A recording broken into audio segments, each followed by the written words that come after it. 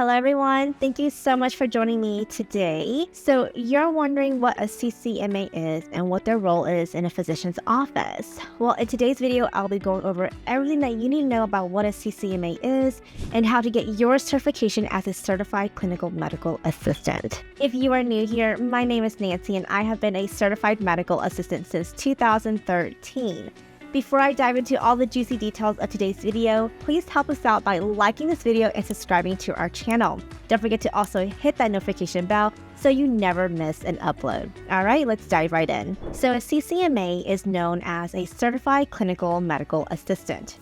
Their primary role is to assist physicians with clinical procedures such as minor surgeries and preparing a patient for examination. During their education, they are trained to do phlebotomy, perform EKGs, and complete simple laboratory tasks, such as performing a finger stick to test for blood sugar levels. The focus of their education is primarily anatomy, physiology, pharmacology, and patient-centered care. While the main focus of CCMAs is clinical tasks, throughout their education, they also learn administrative things, such as billing and coding, patient privacy, and other front office tasks. CCMAs are mostly found in physician offices, but they can also be found in other areas of the healthcare industry, such as hospitals or long-term care facilities.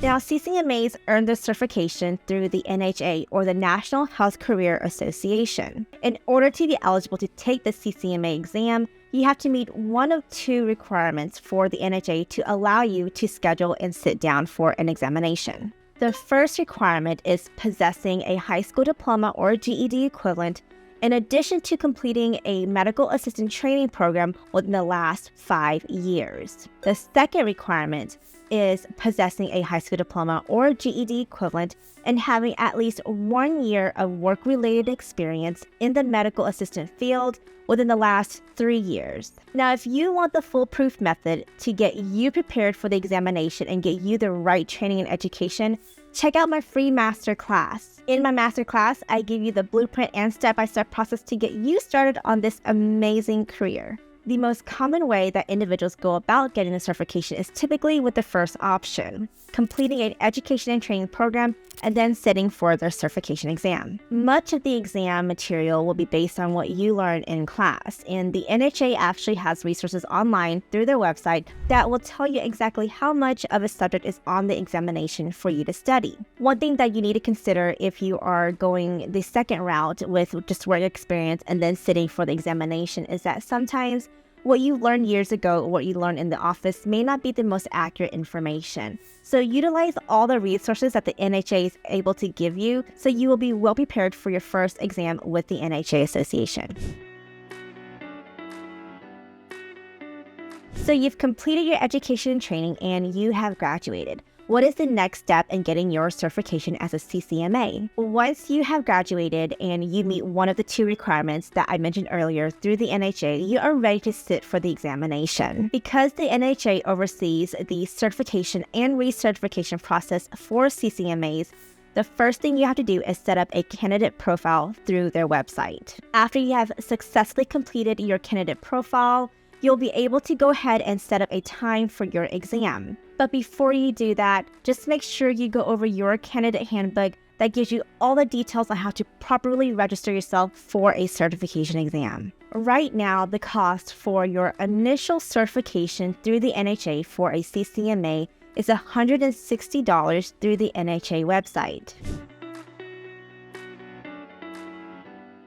As I mentioned earlier, the NHA website has plenty of resources for you to utilize to make sure you are well prepared for your first examination. In addition to these resources, I do highly recommend that you utilize any notes, any lectures, or any kind of books or text materials that you have gained through your education and training to help prepare you for the examination. Additionally, connecting with other classmates and forming study groups can help you be more prepared for your examination, as having someone to bounce ideas off of and review concepts with is a beneficial way to refamiliarize yourself with things that you have learned in the past. And once you pass the certification, you are on your way to becoming a successful medical assistant. But what if you fail? What happens after you fail? Do you have to start over again, or what are your next steps? If you fail your examination the first time, you'll have 2 additional attempts to retake the CCMA certification through the NHA. Between each retake, there is a minimum of 30 days that you have to wait in order to re-register for another examination date. If you fail after your 3rd attempt, you'll have to wait an entire year before you can retake the examination again,